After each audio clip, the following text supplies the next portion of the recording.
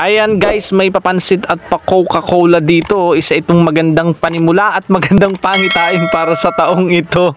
Kaya naman, thank you so much Sir Ron. Ayan, siya nga lang naman pala yung may papansit guys. Diba? Tuwang-tuwa si Sir.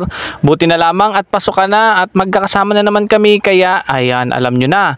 Ito yung lagi nating inaabangan kapag ka may pasok. Lagi tayo nag-aabang kung sino yung may birthday.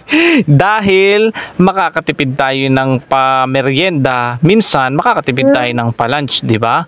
Kaya dapat mabait tayo sa ating mga kasama para pagka may mga ganitong pagkakataon, invited ka. Ay, pero kahit di ka invited, pag nakita mo, punta na agad iya. Sabihin mo hindi ka lang talaga mahiyain. Di ba? Kailangan tayo ay magaling na miskarte para tayo ay makatipid. Laging iisipin, mahal ang bilihin, mahal ang lahat ng mga bagay ngayon sa paligid. Kaya kailangan tayo mapamaraan at madiskarte.